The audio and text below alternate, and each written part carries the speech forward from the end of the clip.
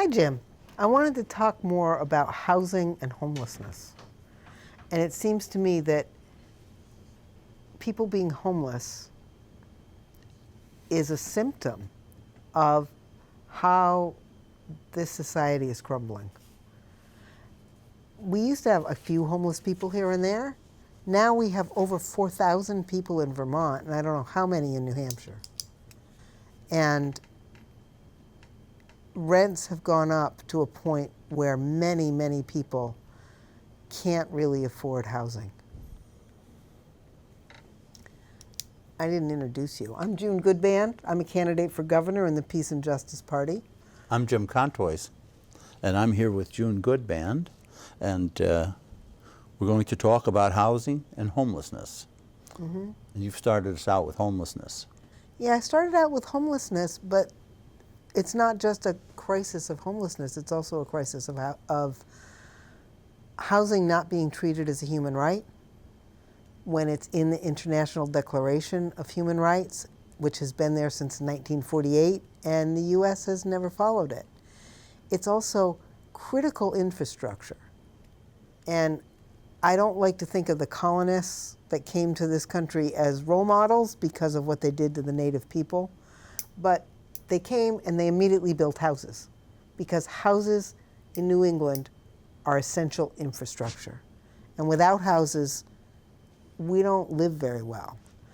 They're how we build community, how we build connection, how we support our families, how we stay safe through the winter, and even how we stay out of the heat and sun in the summer.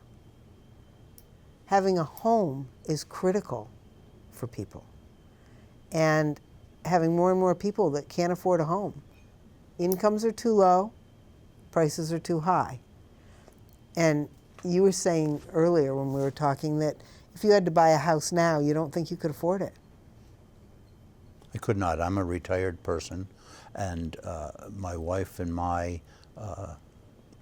retirement income could not support the purchase of a house today with a down payment or a mortgage payment.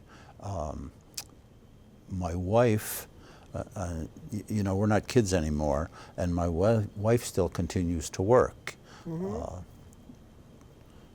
And you know, it's not huge amounts of money, but every little bit helps in our problems. You started talking about homelessness. But today, housing and homelessness, housing is a double prong, and homelessness has multiple prongs. But I often think about how close to homeless we are. You know, we're talking about a government now that's talking about reining in Medicare, Medicaid, and Social Security. If you start reining in costs or payments of Social Security, how many seniors are going to become part of that homeless population? This is a potential disaster here facing us. Right. And it's got to do with different philosophies. And I said this in my other statement. From the point of view of the federal government and the point of view of corporations and wealthy people, we're basically disposable. And some of that is because they used to need us to be workers, but with mechanization and AI, we're needed less and less for that. They used to need us to be consumers, but now they have a Department of War that will consume almost as much as they can produce. So they don't need us to be consumers as much anymore either. They do need somebody to pay to keep the government going so that it can pay the defense contractors. But we're sort of not so important. And they kind of say, well, poor people will die. That's how it is. We don't care. And that's a really callous and horrific stance, I think. And I believe that collectively, as a society, we are responsible for all the people. We're responsible for the children, the old people, the disabled people. If you're sick, you still should be able to eat and be housed and have the care you need. And there are resources and ways we can do that. Some of it is that people who have the means have to pay for that. But some of it is also people who have been sidelined and treated like they can't do anything need to be brought in to do things. I'm back on my political rant, but I think they're connected. I think the big problem with housing right now is people making huge profits off of housing. And some of that is people in our generation who bought a house long ago and paid a small amount for it and are now selling it for 10 times what they paid for it. But a bigger problem is private equity firms and out-of-state people and corporations buying up housing and renting it for huge profits. That doesn't mean every landlord is making a killing. A lot are just making a little to be able to be okay. But I'm not sure that we should be using property as a way to make profit, and especially not big profits. I think it's infrastructure. If we were to sell all the bridges to private investors and say, well, you can jack up tolls, that way you're pay back for the bridge. Well, if the bridge between my house and Charlestown charged $45 every time I went over, you'd never see me in Claremont.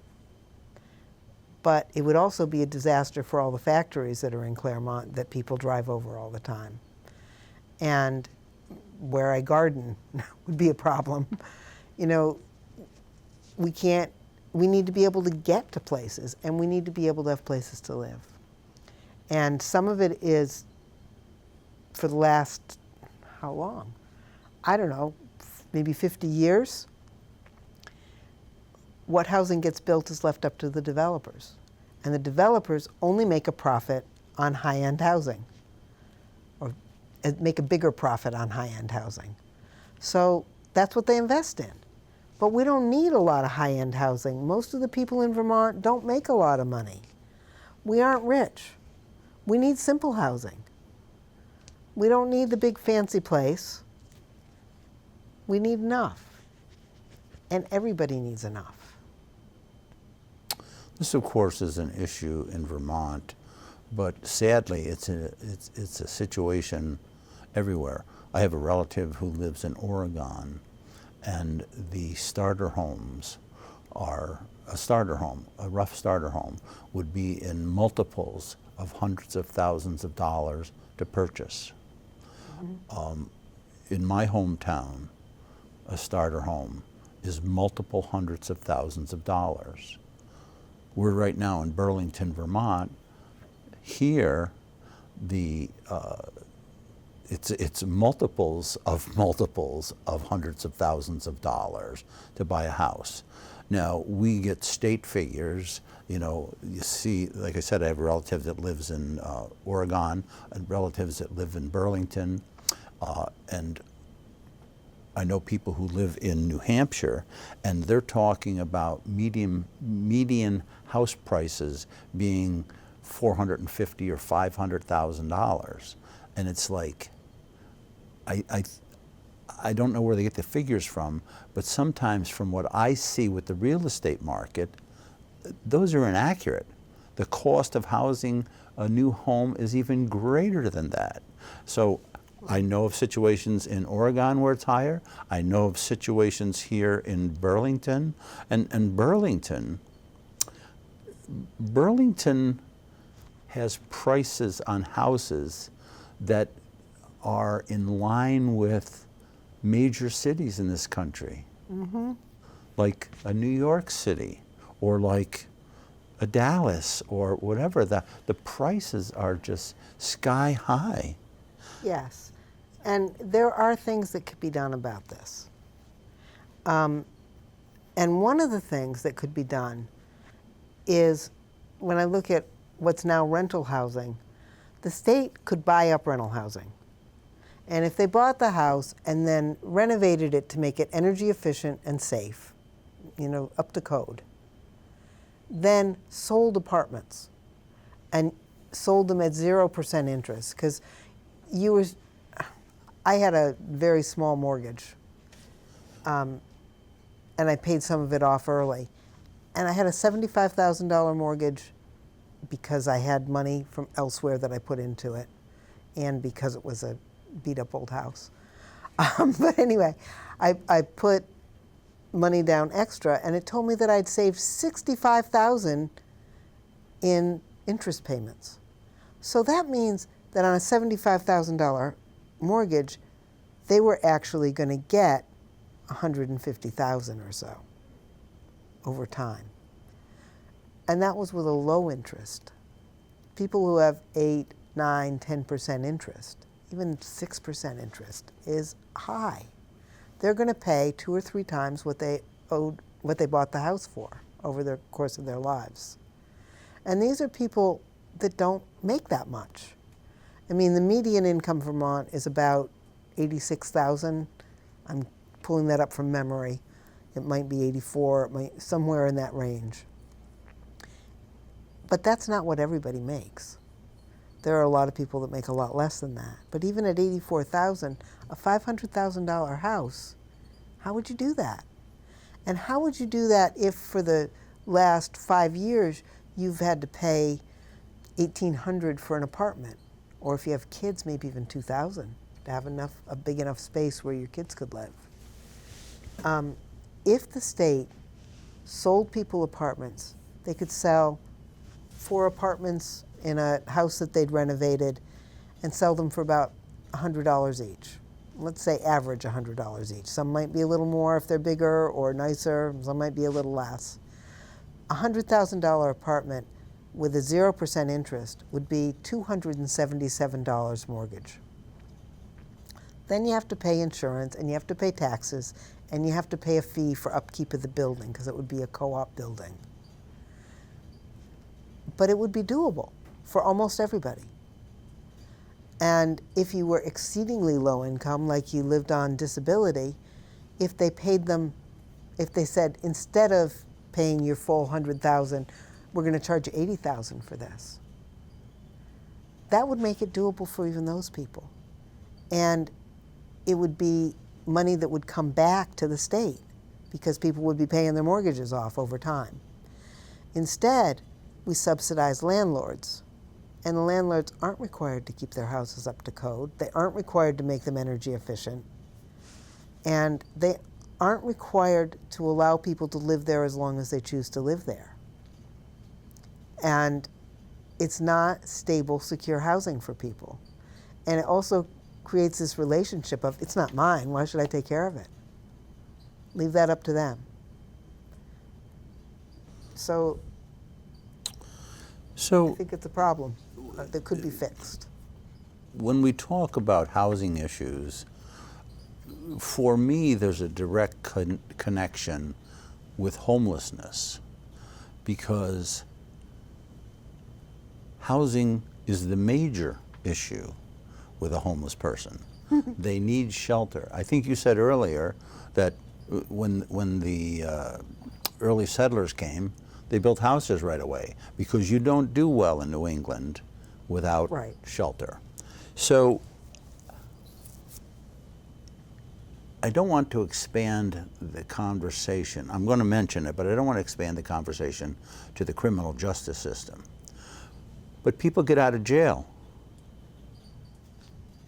If they've maxed out, they're dropped off on the street. And they're homeless. They're homeless. There's nothing they can do. If they're furloughed, they usually provide temporary furlough housing with a lot of rules and a lot of restrictions. And I'm not even sure about how much furlough housing they provide, because we're talking the United States in prisons like 2 million people, and it's like, so they get out, they've got nothing. We've got huge populations of mentally ill on the street. because they can't live indoors, they don't want to live indoors, they don't want to follow rules. They're incapable of making rational decisions. So these folks were faced with homelessness. Where I'm from, it's not unusual. It's not unusual to hear of the death of a homeless person. Right. Where I'm from, in the past winter, 3 homeless people have died. And we don't have a huge homeless population because we have homeless shelters, and it takes care of the majority of those people who can follow the rules of being put into, not asking for shelter. We have warming shelters, which is just is shocking to me, that on any frigid night in the little city that I live in, people can't get in the shelters, they have no housing, and they come into the warming shelter, which is provided by the religious community. And we're talking, I've seen people with children. I've seen young women. I worry about young women being out there unprotected. We see just all sorts of folks. So the housing and the homelessness is to me, you know, there's a connection there. Right, and I think when you're talking about it, you're saying they don't want to be housed. I think people want to be free. They want to be free to make choices in their lives. And when you have all sorts of restrictions, like you have to be in at a certain time and you have to leave at a certain time, and you have to, you can't do things that are legal anywhere else because they're not allowed here. And you can't go outside in the middle of the night and smoke a cigarette if that's what you do. That feels very restrictive and controlling. And it often brings up trauma responses for people who've lived in restricted environments before. I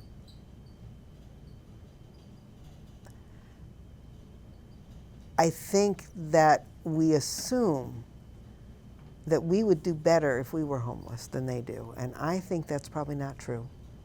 I think that I might appear mentally ill if I were homeless for a certain period of time, because the stress of that, the stress of every day getting up and not knowing where you're going to sleep tonight, where you're going to get food today, or if you're homeless and working, and there are a lot of homeless people who actually hold jobs,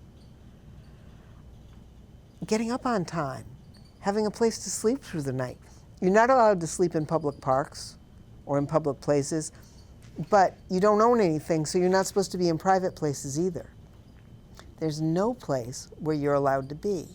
You don't have the right to life, you don't have the right to liberty, and you certainly don't have the right to pursuit of happiness. You really are discarded by society, and they just want you to go away.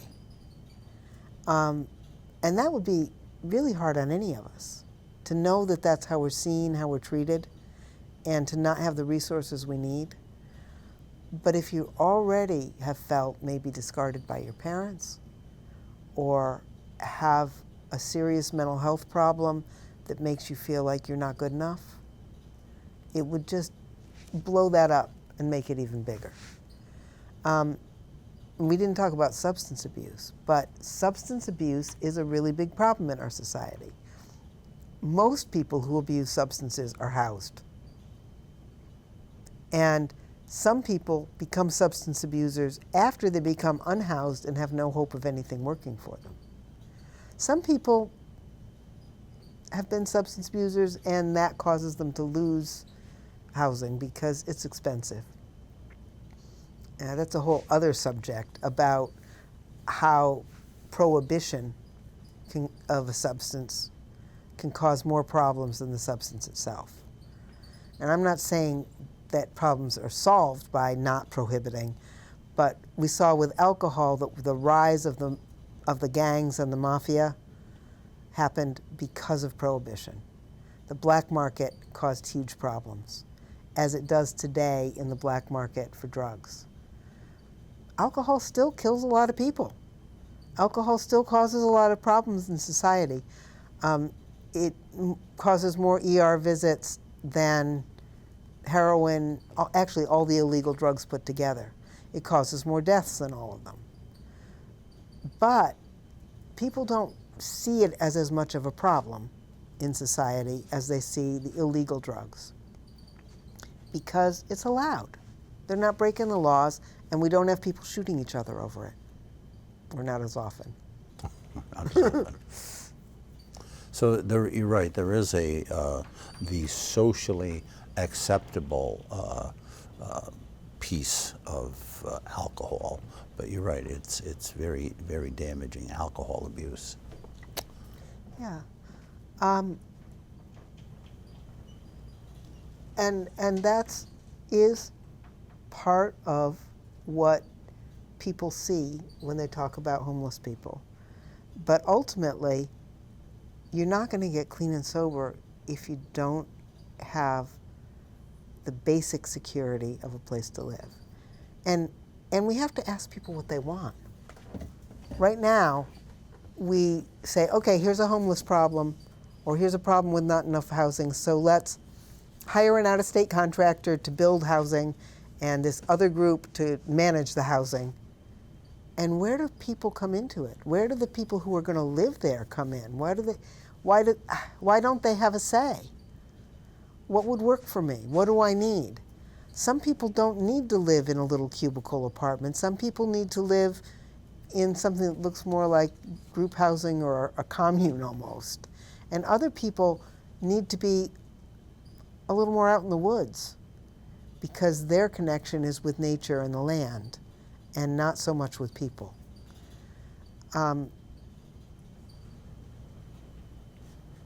People aren't going to be perfect. It's not going to change that way. But it could change that we could accommodate who people are and how we choose to live.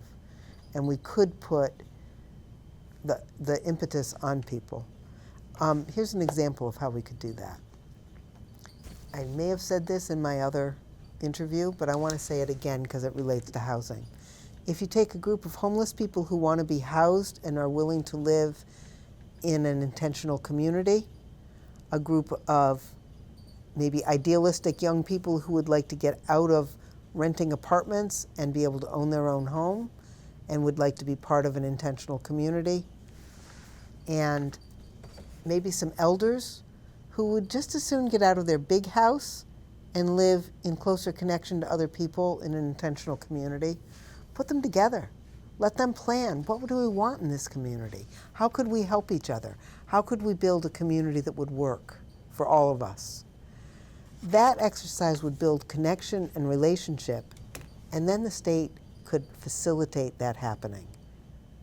And there might have to be tweaks, like this isn't up to code if you do it this way. We've got to do something a little different. But it might cause the state to look at, are these codes necessary? If they are, for safety, they are.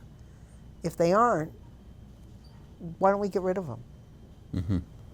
And some of them really are safety codes and need to be there, by the way. I don't think we should get rid of all building codes. I think we need a lot of them. But to have people plan, this is how I'd like to do it, how I'd like to configure it. You know, I'm an old person and I'd love to live next door to this young family or this young single parent that has 3 kids, because I love to see the kids and I can invite them over, and if she needs me to watch them for a few minutes, I can do that. That would be a great thing for me. And it would be a great thing for the single mom too. So we can find ways to support people making choices for themselves, and that doesn't have to be hugely expensive. So this is sort of in defense of June, this sort of statement, because you had mentioned zoning restrictions and how they can be changed. Let me give you an example of a small city that I live in. There was, they had remodeled, a landlord had remodeled a building. It's a housing cooperative, remodeled a building for low-income people.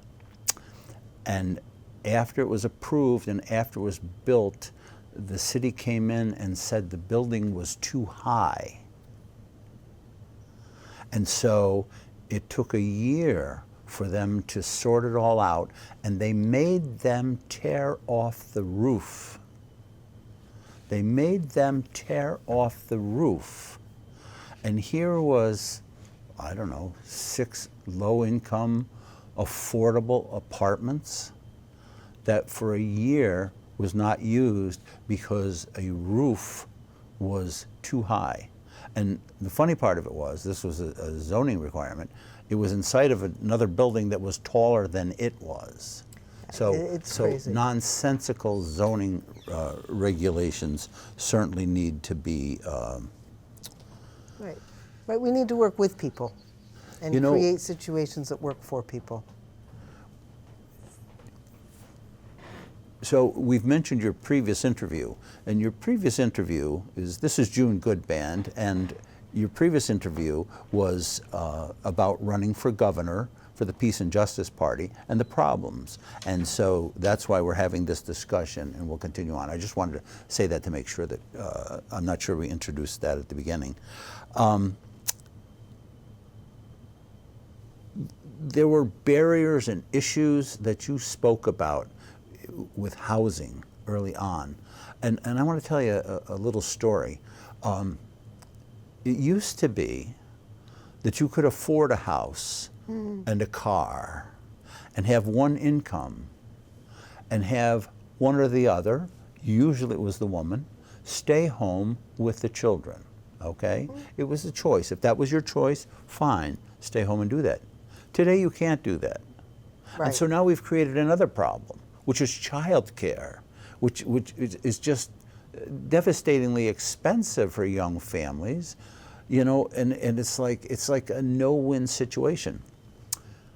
My wife and I bought our first house for $17,000. You had talked about purchasing 23 acres, which is a huge parcel. We had a turnkey house. We moved into this house for $17,000. Now, talk about the affordability component. So as young people back in the 1980s, this $17,000 house, I went to the bank and said, I'd like to borrow money. Now, this is 1980s interest rates. This is 1980s dollars. To pay that $17,000 back at relatively low interest rates and at what you and I would consider affordable time, the payback, when I looked at the math, was like $75,000.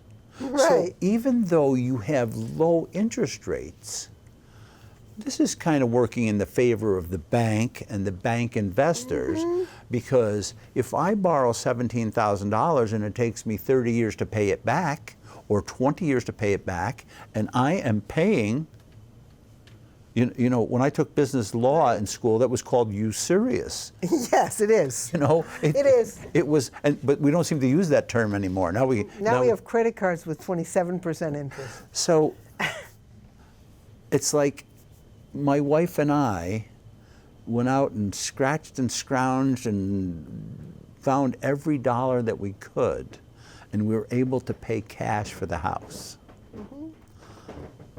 You That's can't not possible. do that today. That's not You're possible not going now. to go and find you've got a whole life insurance policy that's worth $3,000. Let's cash that in, and how much we actually have in savings, and you can't do that today. You can't do that today. And I can't imagine if I had to borrow $500,000 today and the interest rate's 8%. I'm not a mathematician. I don't know, but I can't imagine what that final payoff is. It's got to be in excess of $1 million. Right.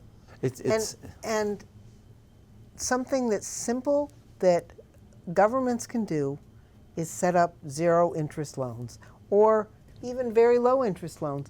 That helps the person purchasing the house or building a house immensely and makes it possible to have an affordable place to live.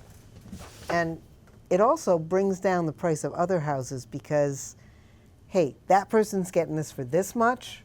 I'm not paying that much. And we start to build a system that's not about profit, it's about meeting people's needs. Even, June, if we consider that profit is legitimate, we don't need my profit to be your pain. Well, yeah, we don't need wealthy people acting as leeches on poor people. Yes, exactly. Okay? I think we can close on that because we're about out of time. Oh, okay. Okay? All right. Yes.